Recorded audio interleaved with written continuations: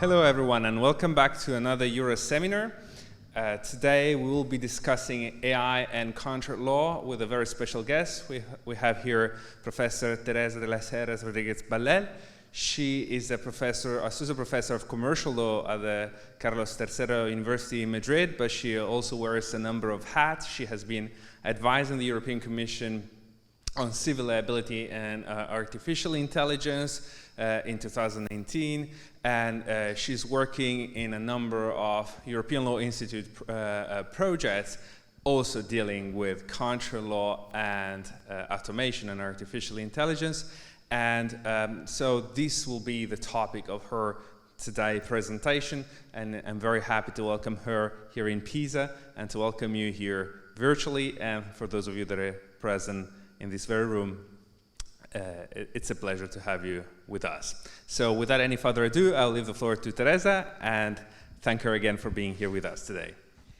Thank you very much. Thank you very much, Andrea, for the invitation, and to the University Sant'Anna. It's a great pleasure for me to have the opportunity to be today with you online and talk about one of the most fascinating and interesting topics that we are seeing in the context of the regulatory attention to artificial intelligence.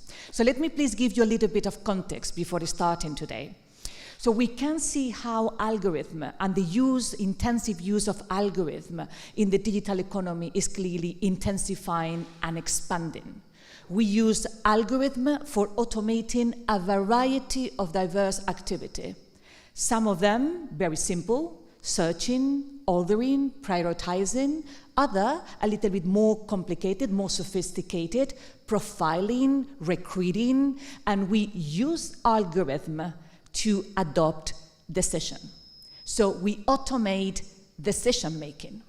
So the idea of this talk today is precisely to discuss what are or should be the principle guiding the use of automated decision making in the context of contract law. So let me just explain why this perspective is particularly interesting. So far, we can see how the intensive use of automation, and in particular the use of what we call learning systems, so those that are artificial intelligence-driven systems, is clearly attracting the attention of legislators and regulators. It is very visible how the European Union has started to focus the regulatory strategies on regulating artificial intelligence. For example, the Future Artificial Intelligence Act is an excellent evidence of how the European Union, the European regulators, thinks that a particular regulatory framework for the use of artificial intelligence system is needed. In the last 5-6 years, the European Union has also realized how artificial intelligence is also disruptive in other private law fields of law. For instance, liability. So in 2018, founded an expert group precisely to analyze, to assess the adequacy of liability rules to those cases where the damages has been caused by a smart product and AI system. So as you can see, the regulator is mindful that artificial intelligence is disruptive and require attention, and also has realized that some of the private law bases might be somehow challenged, somehow questioned due to the disruptive characteristic of artificial intelligence.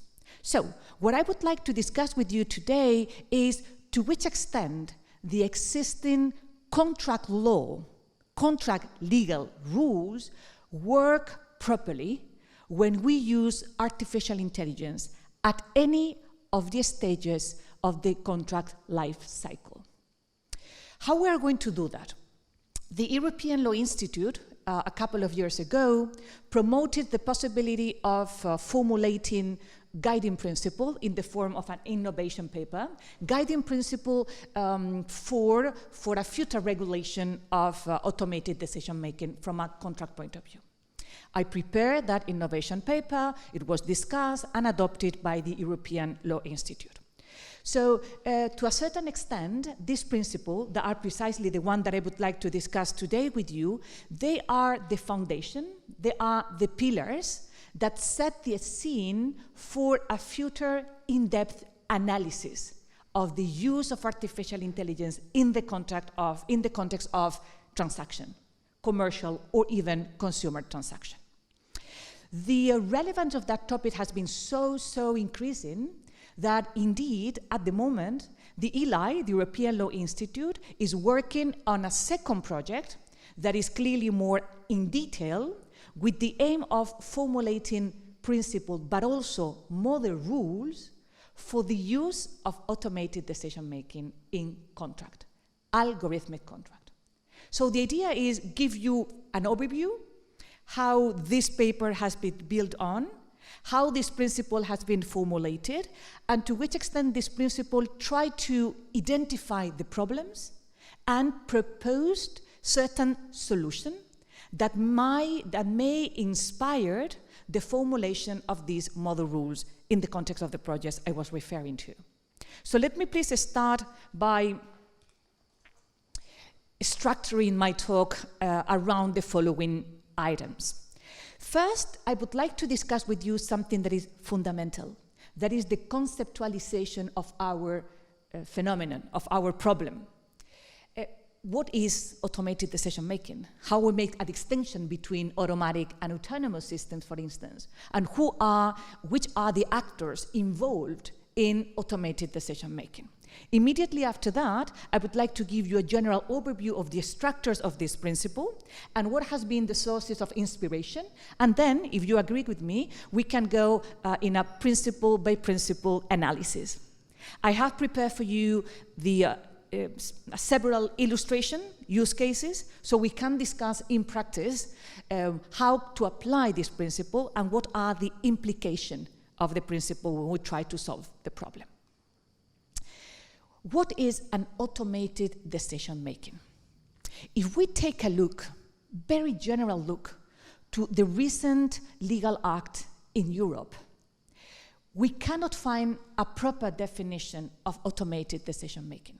And however, we find a number of references to automated, automatic, autonomous, algorithmic-based.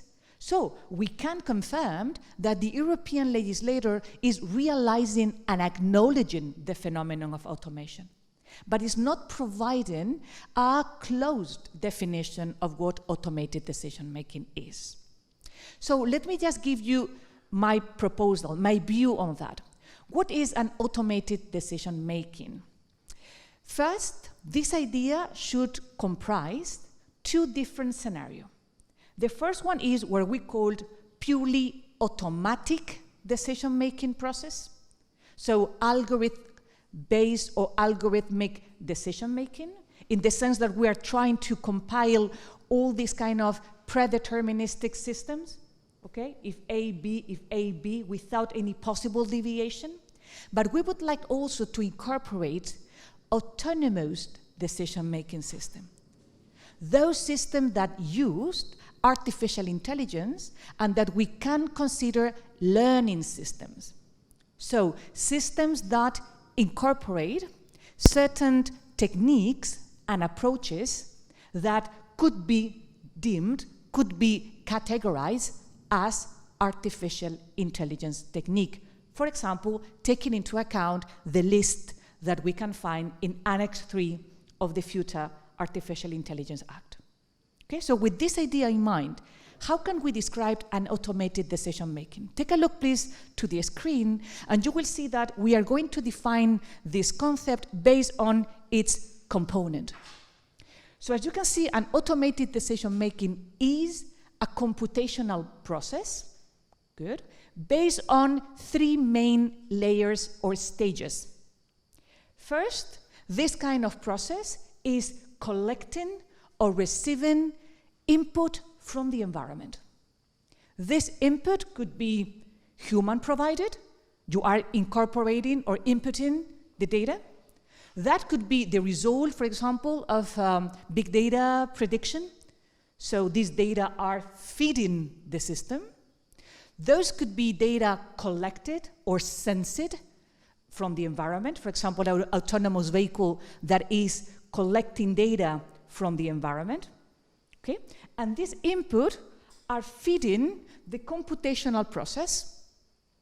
This computational process is based on a number of predefined objectives, but what is absolutely key is that taking into account this objective, the system is going to apply techniques that we can consider learning techniques. So there is a level of unpredictability, if I may be provocative here. So there is a room for learning, a room for deviation from the expected performance. I'm not talking about total unpredictability, not at all, but definitely a level of probability in the unexpected resulted. Okay? So we have input feeding a system that can learn, and what is key is a system that is producing output. And these output are produced to the environment. They are provided to the environment. This is the key. We talk about automated decision making because this system is adopting decisions that are going to have any kind, a variety of impact on the environment. Okay? What kind of output we may have? An automated decision making is simply a recommender system, for instance. When a recommender system produces an output and recommend this is the product that you are gonna like the most, this is an output. It's an output that is impacting on the environment, of course, because probably is going to impact on my subsequent decision. I decide to buy this product because it has been recommended to me on the basis of a personalized process. Okay? Or the output might be rating or ranking, and I decide to go to that particular hotel because has been top rated by the automated decision making. So as you can see, the first group of output are those output that impact on the subsequent decision making of a third party that we will call in a minute the affected person for the purpose of clarity. So these output are going to be subsequent input in other decision-making processes. The second group of situations is where the decision that has been adopted is going to impact directly on the legal or contractual status of the affected person.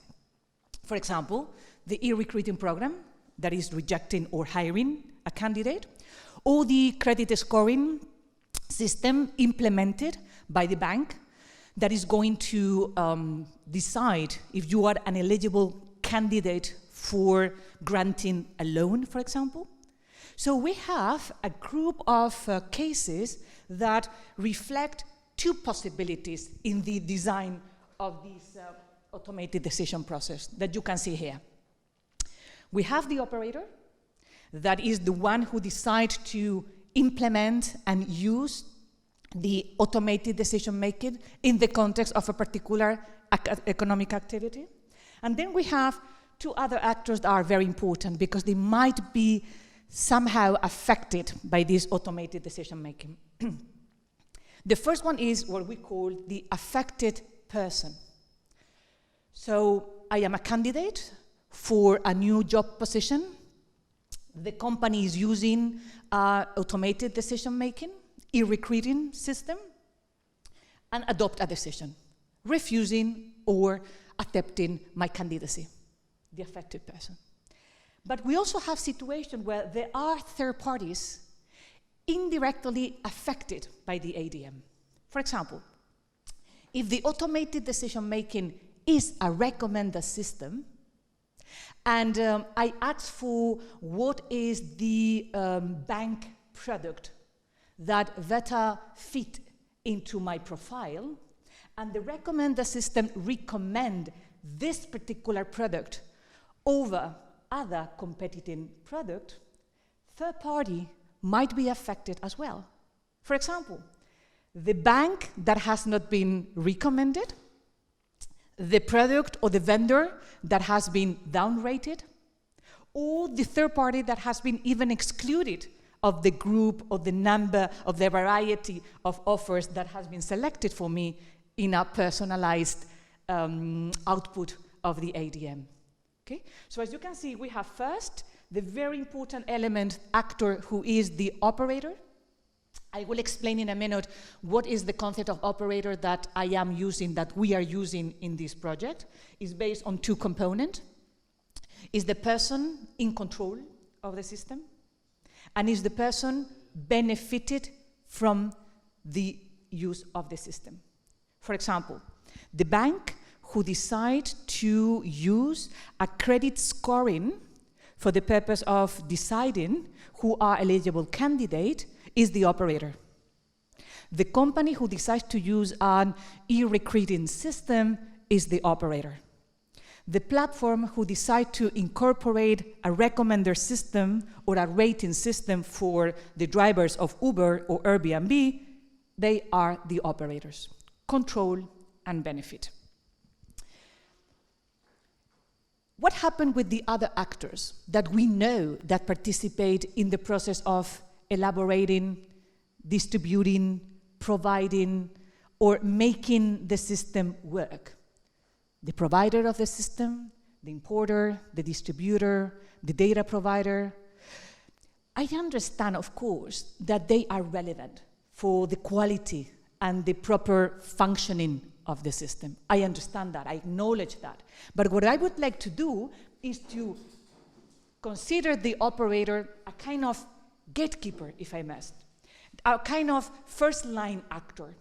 So if the operator is deciding, for example, to buy or license this particular AI system, implement it in the economic activity for the purpose, for example, of enhancing effectiveness, reducing cost. So the operator has to be responsible for the proper compliance, the law, and the proper following of the principle that I'm going to explain in a minute, as you can see. Okay, so in a way, I am applying the same idea that we want to apply in supply chains. I understand that the malfunctioning, the damage, the mistake may have been caused because this data provider is not providing quality data. That may happen. It may happen that the importer has not realized, has not complied with the law, or may happen that the provider has not designed in the right way the system. That may happen, but vis-a-vis the affected person, the operator should be responsible for ensuring that all the previous actors has complied with the proper principle and rules. That is the main idea. Okay. So these principles that I'm going to explain to you in a minute, they have been formulated in the following way. There is a title that tries to encapsulate the basic idea. There is the principle itself, the explanation, and some illustration that help us to apply in different use cases the principle that we have provided. They are not in a vacuum. They are not an isolated exercise. They are, of course, in the context. They have been inspired. They have been relying on other principles that we can find scattered in a number of existing or in progress legal pieces of legislation in Europe. The GDPR, the Platform to Business Regulation, but also the future DSA, DMA, AI Act, or for example, the proposal of a directive for platform work that was published in December 2021. Okay? So this is the context. This is the background. Okay? Let me go in depth and explain one by one the different principles. Okay? As you can see, there are 12 principles, and we are going to start combining those principles that follow or create or complement the same guiding idea or force idea.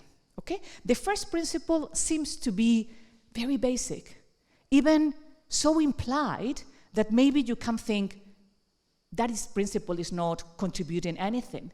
It's too obvious, but it's not. The principle of law compliance means that the operator that decide to use and implement An automated decision-making in any activity and for any purpose has the obligation to ensure that the ADM is compliant with the applicable law.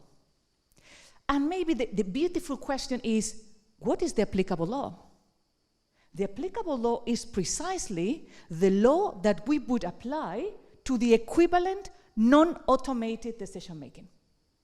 For instance, if I am applying an automated decision-making for recruiting people, I have to comply with the law that would be applied in case that I would follow a very basic human-guided recruiting program.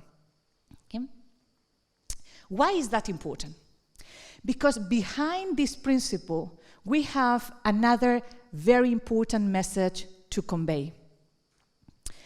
Automated decision-making has to comply with the law. Okay, that is true. But there is another very important implication.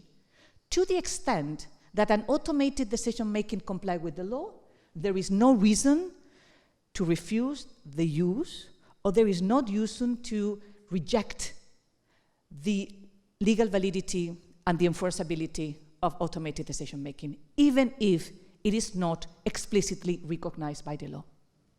That is very powerful, in my opinion. This is very strong and leads us precisely to the second principle, a principle that tries to guarantee that automated decision-making is not discriminated against.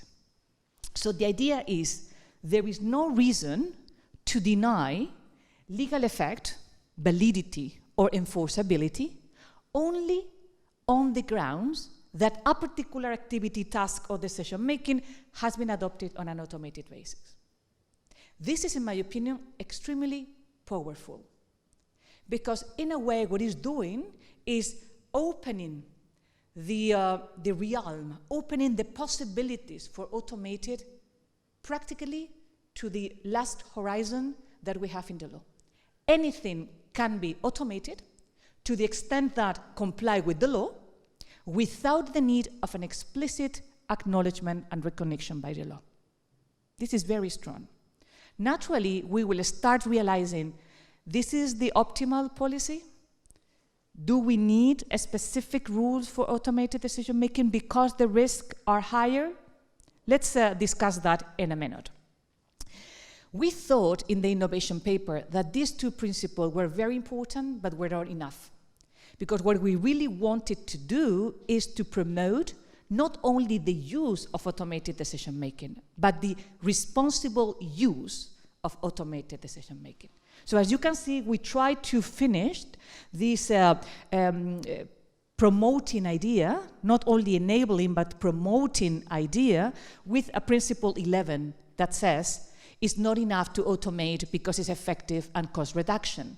You have to be mindful that the automation may entail certain negative effect, negative externalities in the society. And you need to acknowledge that and try to avoid a negative impact. For example, content moderation. What are the benefits of content moderation? Many. Are there risks as well? Are there risks, for example, because you are, in a way, reducing diversity? Because you are impacting freedom of expression, because you are simplifying the political speech? These risks are there. So if you are using automated decision-making, this kind of general concept should also be part of the recipe. Okay? Let me show you how we apply that using different illustration. Okay? Let's combine these three principles in the following three use cases. As you can see, in the same case, in the first case, we have a public procurement system. Okay, we have a public procurement system that, of course, as any procurement system, classify the different bids, assign a particular grade or number or position, and then adopt a decision. Okay? In this case, all this system is entirely and fully automated. Okay? So the decision to select and shortlist these three bidders, even if it's fully automated, should have the same legal effect that the human process instead. This is the idea of law compliant and non-discrimination. Let's go to the second illustration. We take a look of the different obligations that the Digital Services Act is laying down, is setting out. And we see how many of these obligations are not explicitly referred as automated, autonomous, or automatic. There is no specific reference. For example, measures against misuse of the report system.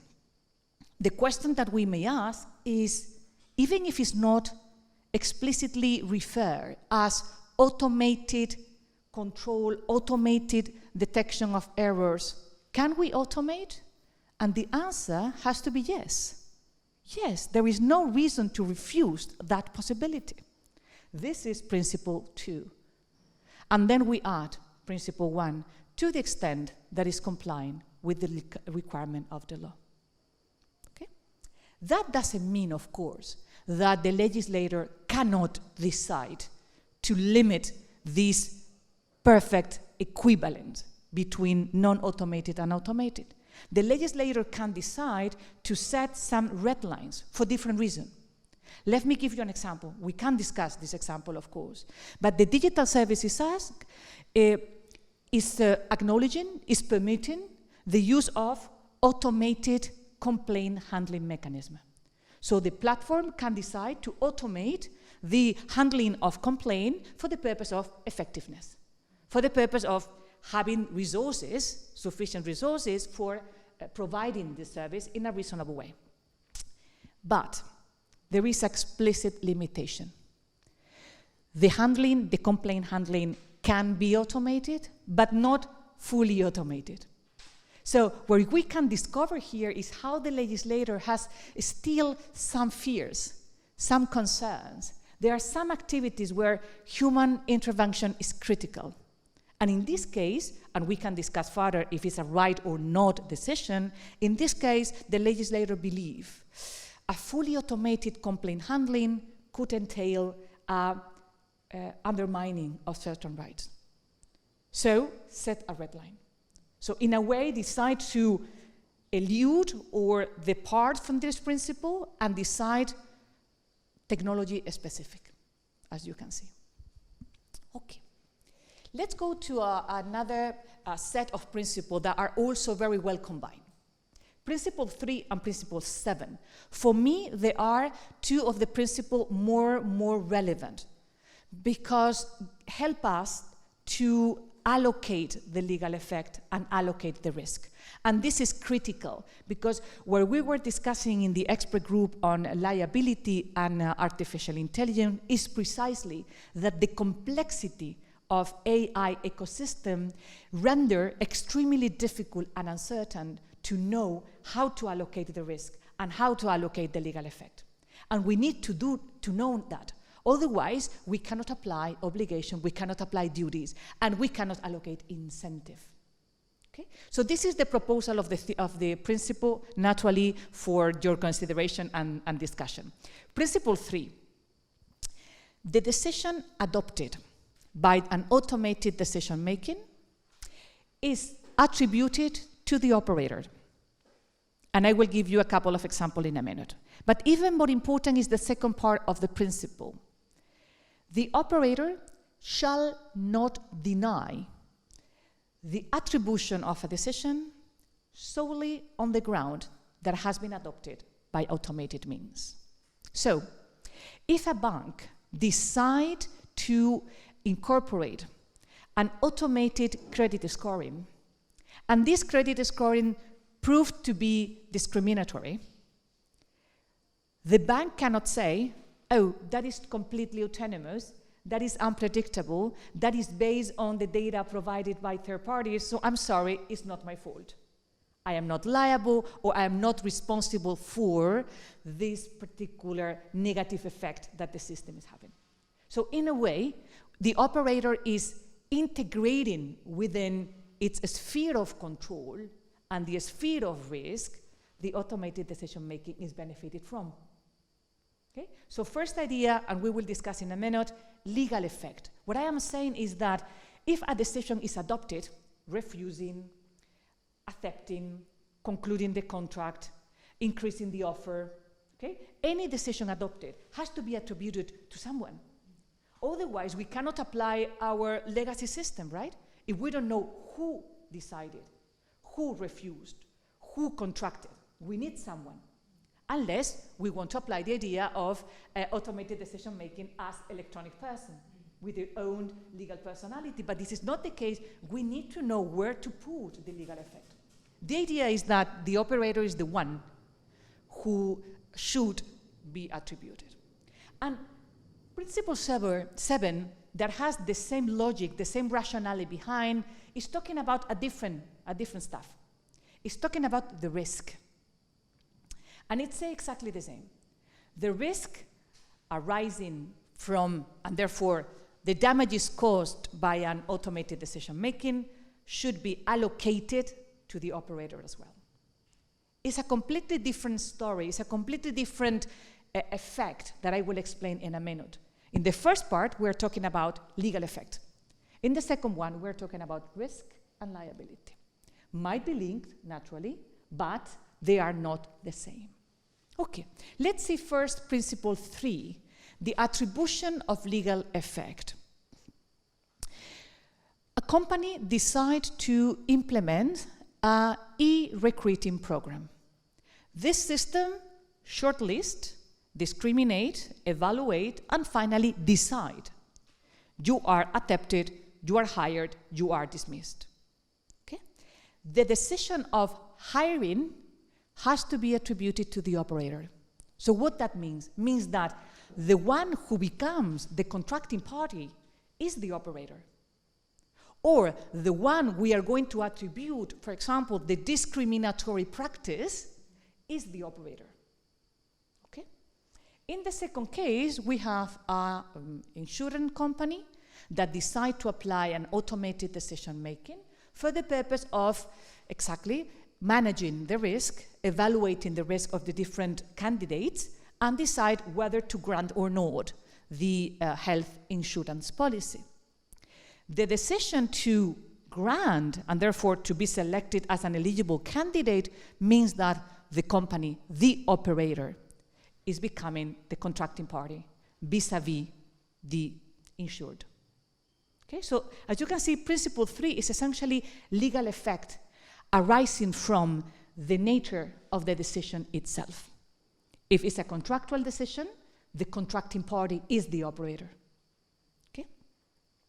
That doesn't mean that we are not going to apply all the different element, requirement, and situation provided for by the law that allow us to invalidate, to reduce, or to avoid the attribution of legal effect. Of course, we are going to apply invalidating causes, for example. Let me give you an example. The operator has to assume the legal effect of a decision that is a decision of hiring a new employee. Okay? The operator cannot deny, cannot refuse the attribution of the legal effect, simply saying that was adopted automatically. Sorry. No. But, of course, can prove, as in a non-automated decision-making situation, that there was a mistake, that there was an invalidating error. That is a possibility, naturally. We are not changing the law because we use automated decision-making. But we are not saying the automated nature of the decision is a ground for refusing to be bound. It's not an excuse. Okay, it's not an excuse. You cannot say simply, because it's automated, it's not my fault, it's not my decision, I completely refuse to be bound by this decision. But we apply the general rules in legal capacity, mistake, violence, etc. Okay? Now let's compare this principle of attribution of legal effect with principle 7, that is allocation of risk. Okay? Same idea. Let's talk about the following illustration. The university has decided to implement an automated decision-making that manage a system of drones for delivery parcels and mails in the university campus. Okay? So completely on an automated basis, the system is separating the different mails and is remotely putting into motion the drones for the purpose of delivering the parcels. Okay? Unfortunately, there were some errors, malfunctioning, and failures, and some of the drones causes damages. Okay? The parcels fell down, some of the drones were breaking some windows, or some personal injuries. Okay? Who is liable for that? Okay? The operators again. The university, who has decided to benefit from the use of this automated system, should assume the risk. And maybe you are wondering, only the university? Always the university? Solely the university? No, I'm not saying that. I am not changing the applicability of the traditional liability rules. That could be combined with other liability situations. For instance, it may happen that all these damages has been caused because the product was defective. And we have a situation of defective liability that apply to the producer. The university is not the producer, the university is not the distributor, is not in the cascade list of liable actors, and therefore is not liable. Or, if it's liable vis-a-vis the student, there is a right of recourse against the producer, the distributor, of the supplier. Okay? So, as you can see, we are not changing the map of liability. We still have our grounds for liability: conformity in the case of the contracting party, the defect in the case of the producer, the fault or the risk in the case of the operator. And they might be combined. But where we should not accept is, because of the complexity, assume that there is a gap, that there is a vacuum that we don't know how to fill. We know how to fill because we can't allocate the risk on the operator. So let's use another example. This is a case that we could consider a case of defective smart product. It is fascinating, and I use this example because I would like to share with you another idea that we propose in the European Union expert group on liability and artificial intelligence that I find still extremely thought-provoking. Very, very interesting. Okay, take a look of the use case. It's a case of a smart home system. As you know, in this smart home, you have a hub, and this hub is connected, interconnected with a number of devices that you can even add subsequently.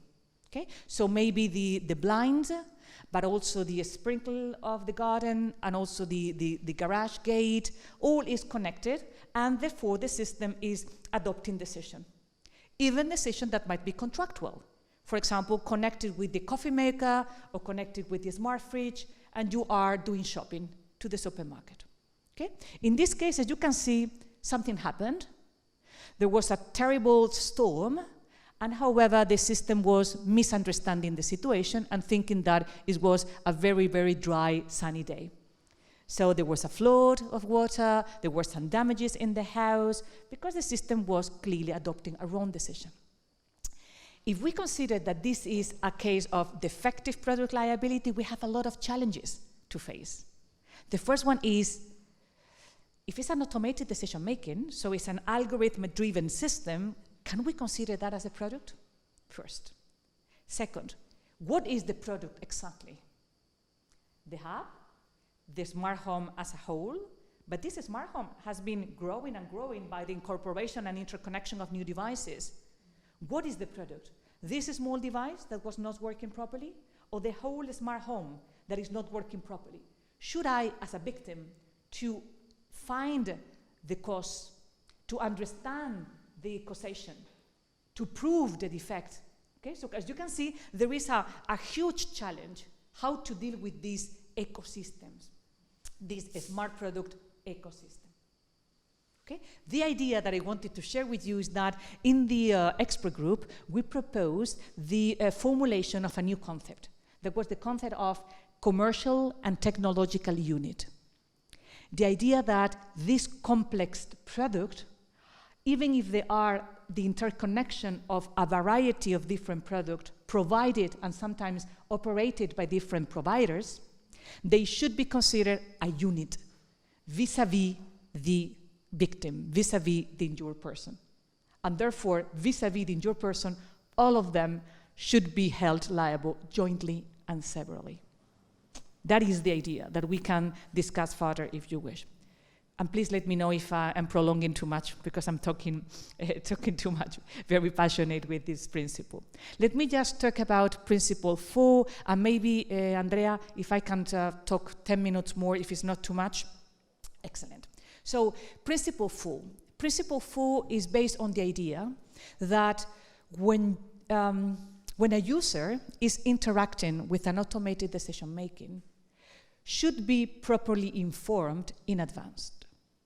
Otherwise, as it happened, for example, when you are in a commercial message situation, in an advertising situation, your reaction, your way to protect yourself is different if you believe that this is an advertisement or you think that this is a very serious scientific report.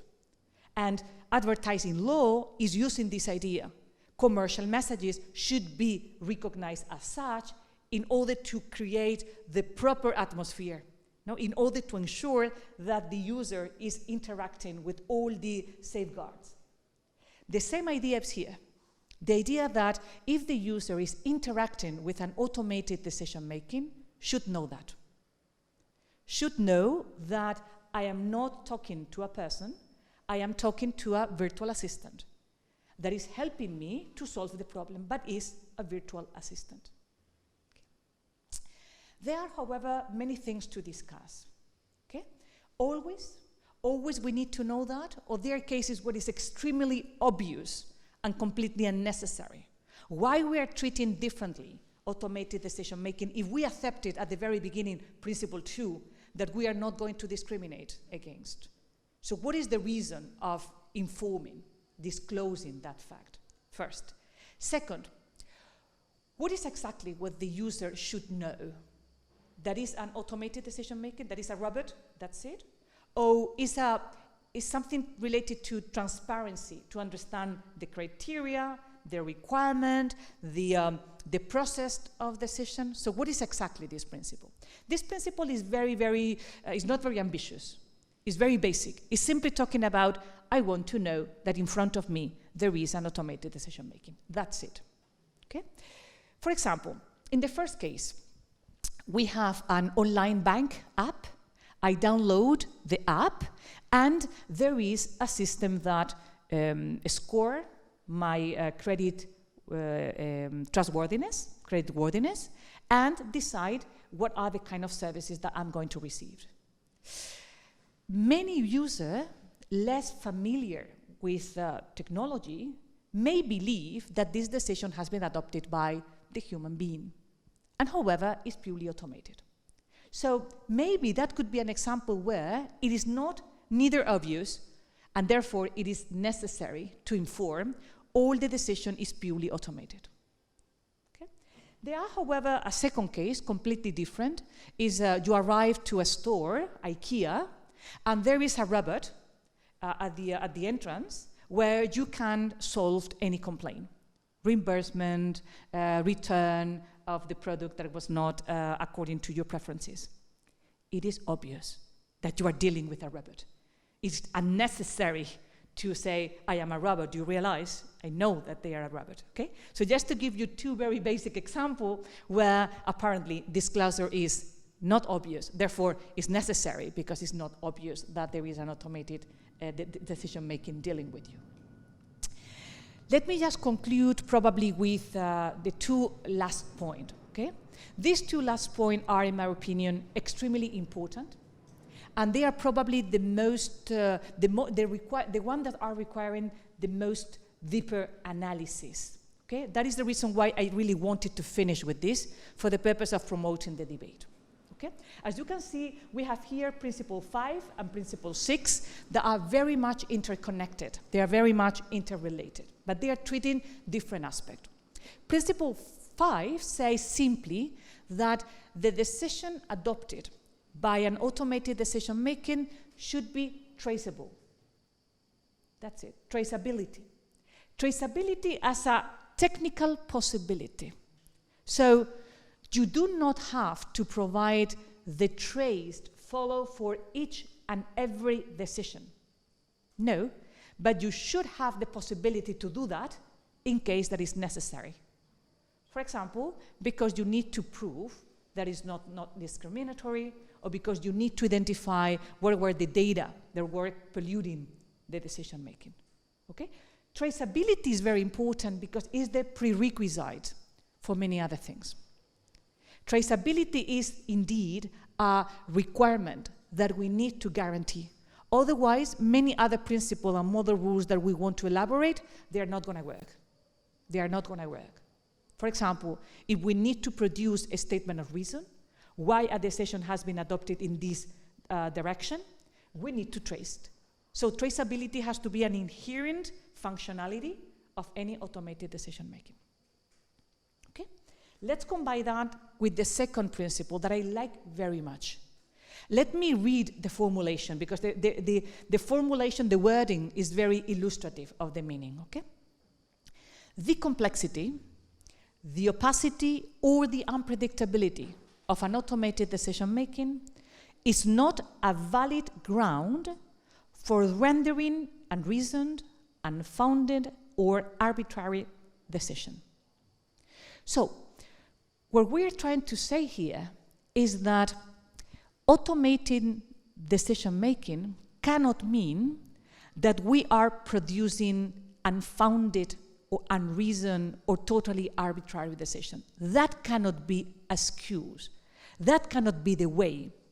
The difficulty to trace a decision, the opaque process behind an automated decision, even if we accept that this is the case, that cannot mean that the decision is per se unfounded.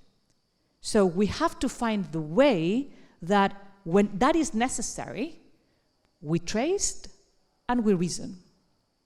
Okay? We trace and we can provide the reason. Your account in the platform has been closed.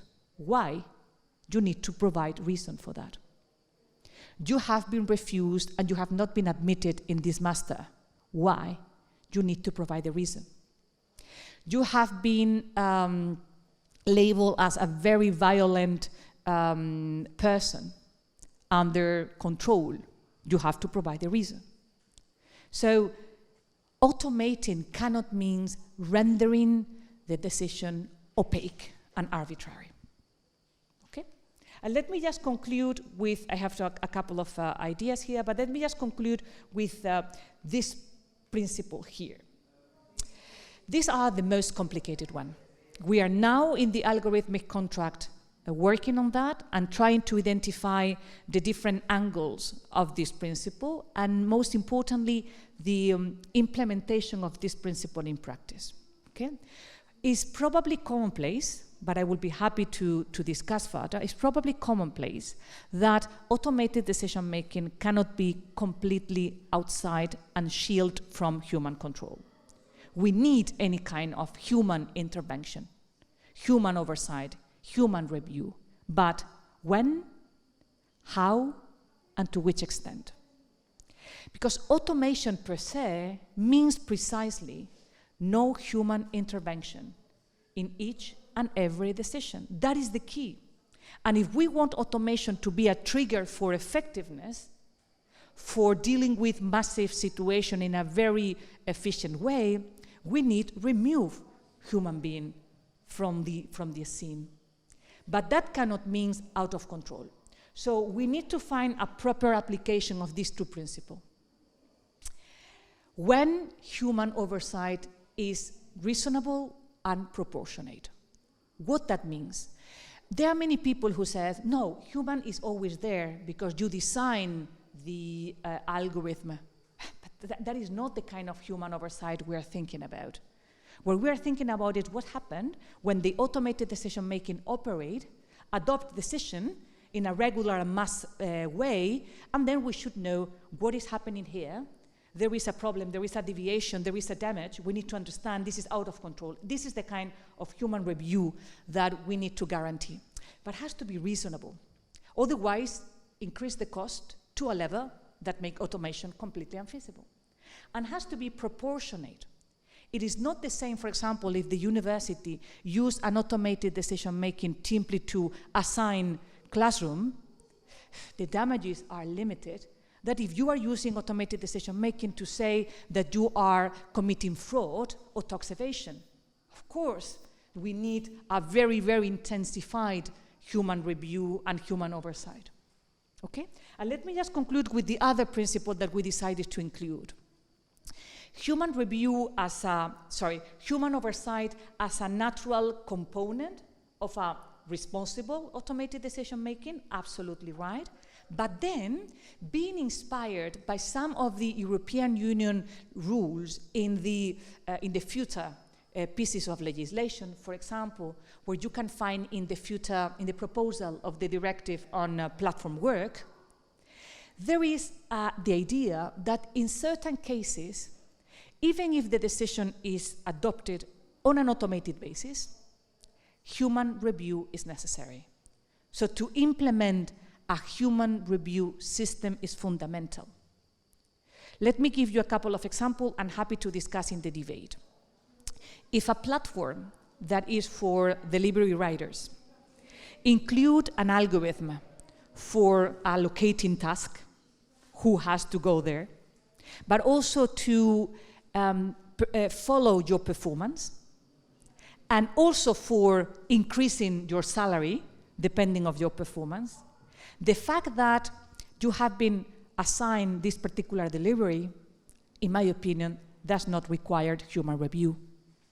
But the fact that you are suddenly punished and you are fired from the platform because you are supposedly, according to the algorithm, not complying with the objective, is a very significant and substantial decision that should have a second stage where human review is available.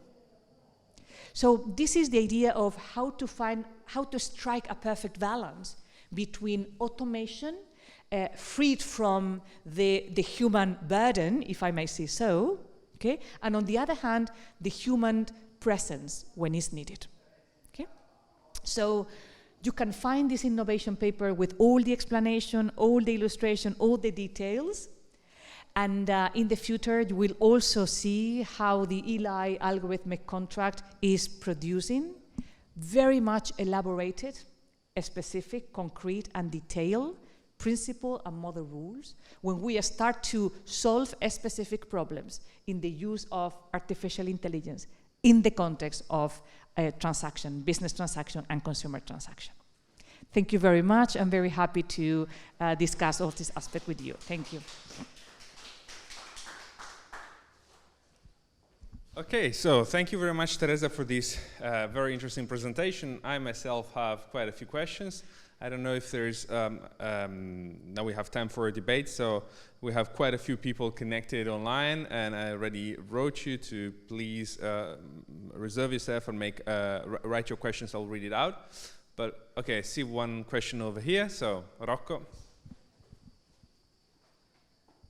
Thank you very much. Yeah, it was really interesting, and it made me think about a lot of things. I was just, going on in my mind.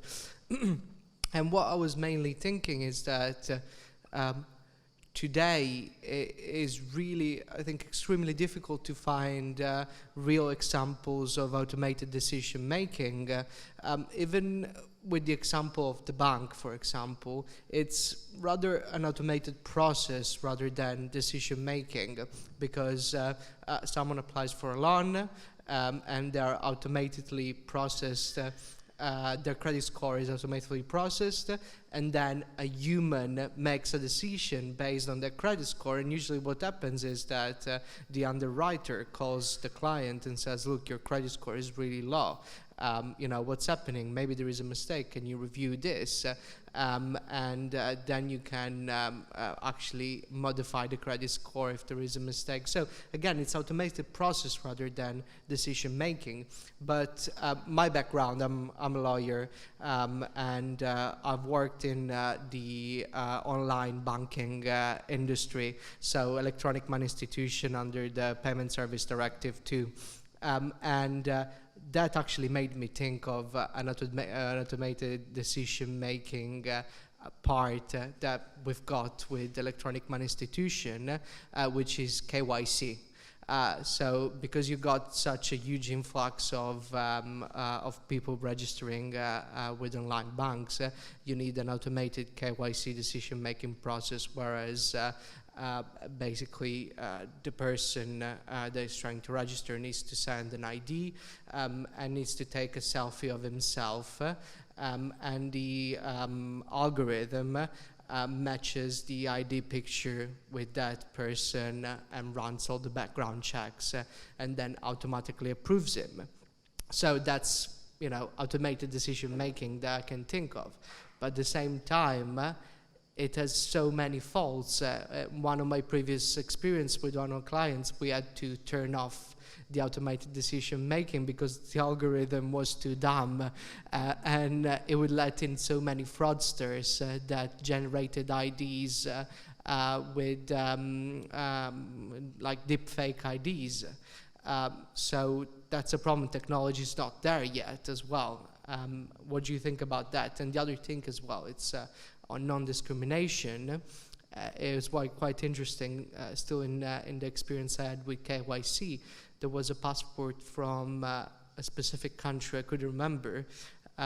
They had the holographic picture on the actual picture. So all the KYC of the people using passport from that country were declined because they could not match the picture with the selfie because it wasn't, you couldn't see it clearly.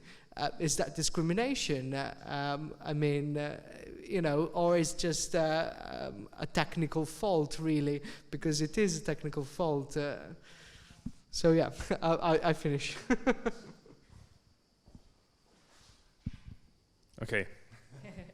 Thank you very much. Many points. There are a lot of relevance in your comment. Let me start with the last one. It's true. You say, okay, it's a technical failure, and the question is, can we consider that discrimination? To the extent that this technical failure is not detected and is blindly incorporated the input as input of further decision, that could, at the very end of the process, entail probably unintended, but definitely invisible for the bank, discrimination in the final decision. Because this kind of people are not going to be recognized, they are not going to be inserted as the eligible candidate in the system, they are going to be excluded for no reason more than the fact that they are not sensed by the system. So you are right, it's true that seems to be purely a technical failure, not properly detected in the risk management assessment, and therefore producing at the very end unintended and probably out of control defect or discrimination in this case. So as we can see, even if we are, I go to the second point of your comment, even if we are simply automating a small task,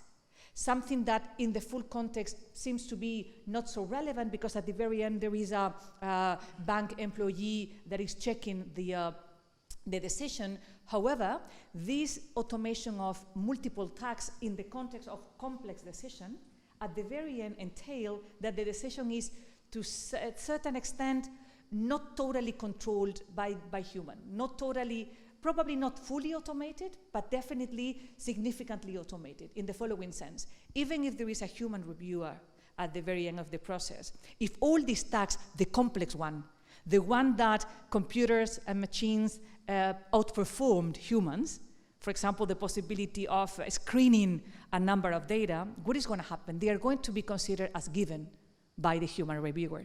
The human reviewer is going probably to review the kind of aspect that are our expertise, our capacities and abilities, but all the different input are going to be already defective, polluted, biased, or discriminatory. So in a way, I agree with you, and I come to the first point. I agree with you that we may have the perception that complete process of adopting decisions, they are not entirely automated, but if all the relevant pieces are automated, at the very end, this process starts to show all these kind of challenges that we attribute to automated decision making. And probably just to give you another comment of the first point that you mentioned, it is true that established incumbent, for example, in financial sector, they are automating more cautiously. They need to maintain their process, their resources, their structure, but I see a lot of fully automated decision making in fintech. The idea of really erupting in the market with a very innovative service required to be different. And that could happen when you are a fintech and you say, okay, this is an automated decision making as a whole, because I need to be more efficient, faster, or simply do something different from the traditional banks. Thank you very much for the comment. We also have at least now 2 questions online. One from Christian Twig-Flesner, who is connected with us. He says, thanks for your wonderful talk, Teresa. Is the challenge of AI and digital technology for contract law not so much a matter of changing contract law, but on providing clear guidance to those developing the technology as to what is and is not permissible when deploying the technology? Thank you, Christian. Delighted to have you online. He's one of the co-reporter of the project, a member of another project on responsible automated decision making. So we work together on many projects on this aspect. It's a great question because it's indeed the main question that we have to ask. We really need new contract law, new rules in contract law for automated decision making. Is that the case? So we see that the disruption is so substantial that ideas such as legal capacity, error, offer, or perfection of contract, they are not working anymore? Or is something less radical, but still very important, that is, okay, let's prepare a kind of diagnosis. Let's try to apply the existing rules to the new environment and see how they work. And only then we can assess the adequacy, only then we can detect possible frictions or possible gap, and then see to which extent these gaps can be solved, first, with new rules, or second, with explanation, clarification, guidance to those who design the system, implement the system, or use the system, for the purpose of guaranteeing that these rules that might seem completely unfamiliar for automated decision making, probably not designed for that, however, can be applied to automated decision making. That is, if I may, Christian, that is what initially UNCITRAL, the United Nations Commission for International Trade Law, in the new project Working Group 4, is planning to do. Let's see how the rules of the convention work in AI environment. And then we will decide to which extent we need a new convention, a new rule, or simply a legislative guide or a user guide explaining how to apply these rules in the new context. Thank you, Christian, for the question. I also have a question myself. I saw that you were mentioned during the presentation operator as the primary responsible party. And here, so it reminded me of 2 things. On the one hand, the way you were describing it reminded me of a one-stop shop approach that is currently enacted by the Consumer Sales Directive. So if you have problems, you go to the reseller, even if the reseller is not typically responsible for anything, any lack of conformity in the good that is being sold, and which is an approach that I personally prefer. But also the proposal of the European Parliament that somewhat mirrors the work of the expert group on liability for artificial intelligence you were a member of, that kind of refers to operator as a multiplicity of potential subjects, and that I think creates a huge problem of alternative causation that cannot be addressed through joint and several liability, because joint and several liability presupposes that you already establish the responsibility, and if you have a situation of alternative causation, you cannot really ensure that that will be the case, that you can actually establish causation and therefore responsibility. So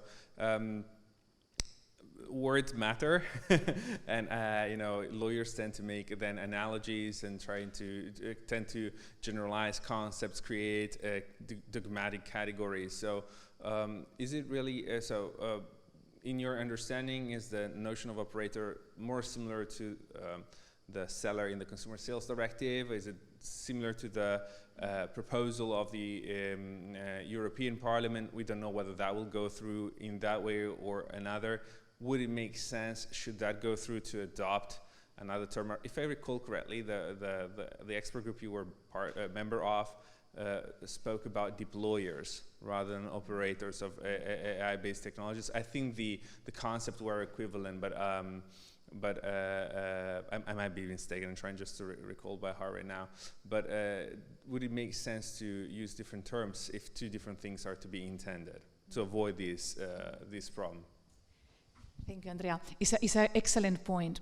In the resolution of the Parliament, October 2020, that was inspired partly on the report of the expert group, used, as Andrea mentioned, at least two different kinds of operator: the front end and the back end. In both of them concur the two ideas of controlled and benefit. I must confess that I think that our idea of operator, for the purpose of contract law, should be closer to the optional, this one-shop idea of the optional instrument. The idea that at the very end of the process, at the very end of the lane, vis-a-vis the affected person, you need to find someone. And this someone is the operator that we are going to allocate on the legal effect. So I would say, Andrea, that the back-end operator is not a good idea. This concept of back-end operator of the proposal of the Parliament is not a good idea, because create at the very end, as you said, complexities about when is the front end, when is the back end, why we attribute to the back end, what is different between the back-end operator and the producer. So if we have the producer and we have the back-end operator, who is first? What is the relationship between the two different levels of operator? What happens if we have many? So there are many questions that, if we open the door to this idea of having the concept of operator applicable to different layers, probably the concept of operator is not very useful. So my idea would be, and I think that is exactly where you have in mind as well, and it is your proposal as well, the idea that if we have the idea of operator, that should be single. That should be at the very end of all this chain. And then that is what helps when we apply control and benefit and we allocate the legal effect. And the rest of the process should be based on right of resources, applying the traditional way of allocating liability with the different levels. So I would say one concept of operator, single, at the very end of the chain.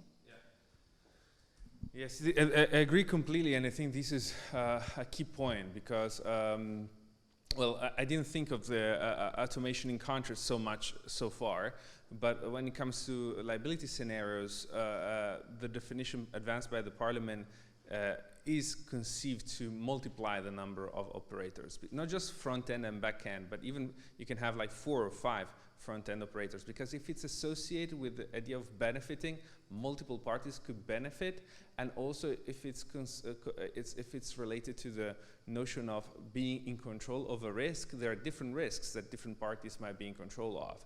So if I am the owner of a vehicle, I'm in control of the risk of the vehicle being used. If I am the one that provides software updates to the vehicle, I'm the one that is responsible for how well those software updates are made and how regularly they are provided. But if I am, if I'm using a smart vehicle, it will be a connected vehicle. So my vehicle will also be connected to a smart road. So there will be the one that is in control of the smart road, and then there will be the one that is offering the connection to the smart road. And all these will be front-end operators, all of which are in control of a separate risk. Now, I don't know if we can replicate this kind of analysis with respect to automated decision making. Maybe the fact it's easier to identify a single operator because it's your contractual counterpart, or it's the party that you are in a legal relationship with. So maybe that would simplify the complexity that otherwise I perceive is inevitable if you use this concept so defined in the field of civil liability. But I think it's really problematic. And I think that if it were the proposal of the European Parliament were to go through, maybe even just for the purpose of avoiding confusion, I would look for a different term, because we lawyers tend very much to create categories. So if we start seeing the same word being repeated in different laws, in different contexts, maybe we'll start trying to develop a common meaning for all of that. Our temptation towards dogmatism could take over, you know, and so I'm a bit afraid of that. We also have some more questions from the online audience. So Francesca Episcopo is asking two small questions, not just one.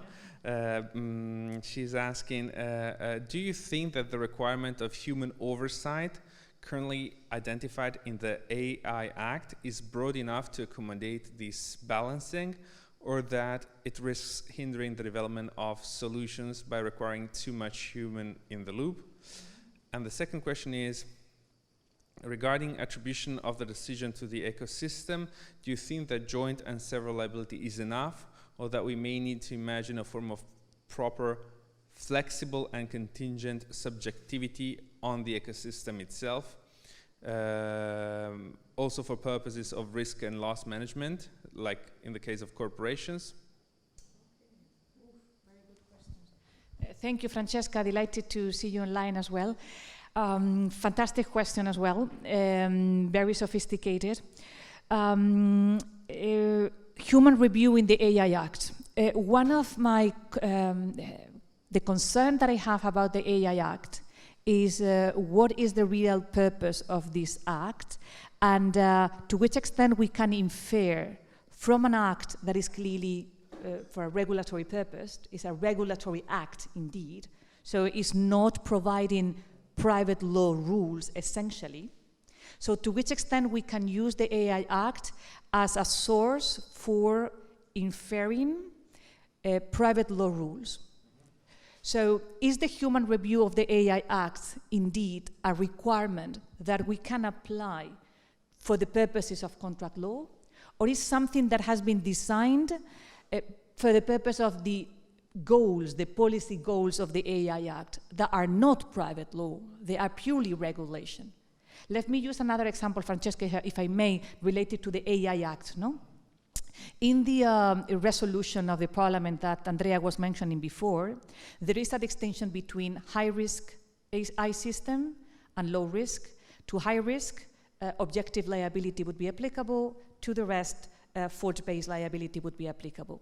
And one of the questions that we discussed with the Parliament a few months ago was, should we consider that the AI systems of the AI Act are going to be subject to objective liability in case that the resolution, the regulation proposed by the Parliament would be adopted? So to which extent we have to find a connection between the solution of the AI Act and the implication in purely private law. So, Francesca, your point is the human review in the AI Act is the kind of one that we need for the contract law, and I have only replied saying, I don't know exactly what is the purpose of this AI Act and to which extent we can apply with different purposes this kind of requirement in a completely different field as is contract law. So again, I hesitate. I really hesitate. I don't know to which extent is the right one. Is the right one. And about the second question, is an excellent one. It is very provocative in the sense that things beyond the line, no, beyond the traditional way of understanding things. Jointly and severally liability seems to be the legacy solution when we don't know who is liable, or how can we allocate properly the risk. So the idea is vis-a-vis the victim, jointly and severally, all of them. Is the optimal way? I would say probably not. When we were discussing this idea of commercial and technological unit, the idea of jointly and severally liability makes sense for the purpose of the victim. Okay, I go against Alexa, Microsoft, or the operator of my small device in the garage gate. Makes sense.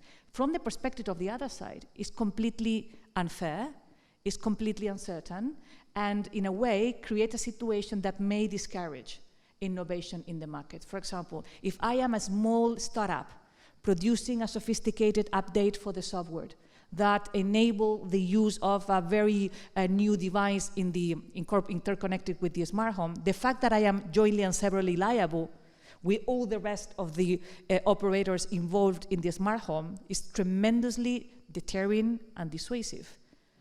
I am not the one indeed responsible, I would say, or no, I'm not the one best placed to assume the tremendous liability arising from the whole unit. So probably this idea of jointly and severally at the very end creates distortion in the market and is going probably to discourage small companies to be innovative and join and produce ecosystem. That would be my very, very, as you can see, general answer. Let me jump in on this actually, because here I have my, I recently was at an event organized for European judges in Portugal, in Lisbona. It's the European Judges Training Network. Was an event to discuss with many relevant speakers. There was also Professor Borghetti there on civil liability and artificial intelligence. And really, my concern is really in the way we understand joint and several liability, and understand that there might be some differences across European jurisdictions. But in the example you were making, I wouldn't see joint and several liability as a solution unless you thought that liability was like something related to the very fact of being in a given position, rather than being based on the fact that you establish liability. So it would basically transform liability into warranty. So that works only if you are responsible by position, like because you are the producer of an advanced smart home application that is within that home, then you are responsible, but not because any of what you did is related to harm, or at least not because any of that we can establish a nexus, a causal nexus between anything in your product and harm. So that goes beyond liability, and I might be in favor of that solution, but we need then to stop calling it that way, I would say, and that would be towards like basically a position of warranty, which is more than just objective liability. It's absolute liability because it's not dependent upon the establishing or the assessment of a causal nexus. Short of that, the fact that you could make all these potential parties joint and severally liable does not suffice, because if I say, okay, I suffered harm because I entered that apartment, and in that apartment there was Alexa, there was Google, I don't recall the name of the Alexa equivalent thing by Google, but Google application, there was some other smart application, a smart fridge by Samsung or whatever, and I don't know exactly what it is that exploded in my face, or that caused the explosion in my face, what triggered it in the very first place. Well then, joint and several liability won't help in that scenario, because unless their responsibility is based just on the mere fact that one of their application was installed in the apartment, and so you're doing away with the causal nexus, which is the very problem in all these cases. But short of that, you cannot really establish the liability without establishing the causal nexus, and joint and several liability won't help. It won't be enough. So the proposal that Francesca was making is somewhat different in the sense that if you attributed the house legal personality like you did to a corporation, then the different components would be just part of a new legal entity, let's say the smart home, my own smart home, and then the smart home would be like the corporation that is responsible for anything that is related to it and to its functioning. And to some extent, then you would have this intermediate legal entity that that encompasses everything which is within it. But you would have a different legal subject. And again, it would be a responsibility that is not so much a responsibility per se, but is like a position of warranty. Thank you, Andrea. You're completely right. It's true that when we decide we propose this idea of commercial and technological unit to be treated as not as a legal person, not as a separate subjectivity, but at least as a unit. And then what? No, it's a unit, and then we use probably a very insufficient, as you explain, but very simple solution. It's okay. Vis-a-vis the victim. What the victim can do, okay, sue the unit. Yes. And what that means. Sue the unit means that I need to find, if the law is not recognizing and acknowledging this unit as a subject of law, we need to find a mechanism to articulate this particular claim. And we thought, and maybe it's not the right reasoning, but we thought, okay, it is a unit for the purpose of liability. That means that the victim can select which of the operation that, for the mere reason of being part of the ecosystem, a smart home, might have been liable. I don't need to prove anything else, just that you are part of this smart home. That you are, as you said, because of my position, no? Only because you are part of this ecosystem, you might be liable, and you are going to be liable for any damage that has been caused arising from this unit. That was the analysis. Probably simplistic, or plenty of new solutions with old solutions that are not properly articulated, but that was at least the rationale behind this proposal. Yes. On this, I agree. So there's one more question by Filippo Morello. Then I think we can take this one, and then we can go. This is Filippo is writing. I have a question about Principle 2. I second the need for ensuring that ADM are not prejudicially distrusted just because they are automated. But is the semantic area of discrimination the appropriate one for this purpose? Doesn't discrimination postulate some sort of personality and not mere agency of the ADM? Filippo, no? Yes. Filippo, thank you very much. It's a very good point, because it gives me the opportunity to clarify the use of this term that might be completely confusing and misleading in the context of AI. Because usually when we talk about discriminatory AI or discrimination and AI, we think about the effect, no, the personal effect of the decision adopted on natural or usually natural person, also legal person. The use of non-discrimination principle comes from the traditional principle formulated by United Nations in the model law of electronic commerce.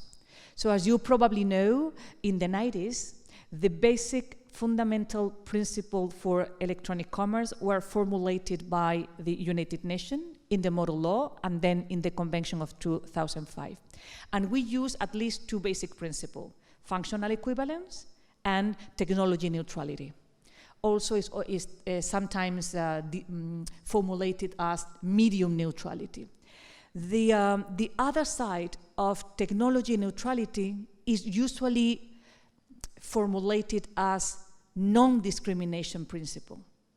So the idea is the legislator should not treat differently a particular phenomenon or legal situation solely on the ground of the technology use.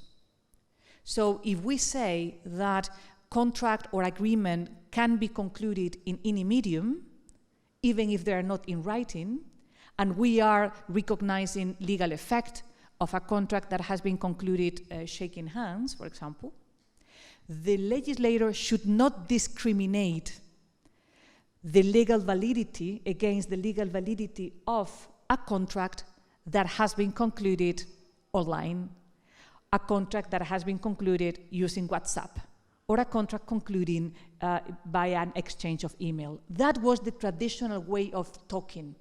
So Filippo, you are right, that might be confusing today, but the idea was to take and recover this traditional principle, the principle of technology neutrality and non-discrimination on the sole ground of technology, and bring it here to say, not the fact that we are discriminating in the sense that we are treated differently and affecting personal right, for example, but in the sense that we should not design legal rules, enact legal rules that treat differently a specific legal situation, automated decision-making versus non-automated decision-making, only because we use certain technology. In this case, because we use an AI system that adopts decision. I hope, Filippo, that this is a sufficient clarification. Thank you. So it was a very interesting debate, and I really thank once more Teresa for being here with us today, and for our participants online to join us and raise so many interesting issues. And I will see you again very soon for our next event online. So keep posted. If you missed the debate, you'll be able to see it online on our YouTube channel in a few days' time, as soon as we can upload it there. So thank you again, and have a nice rest of the day. See you soon.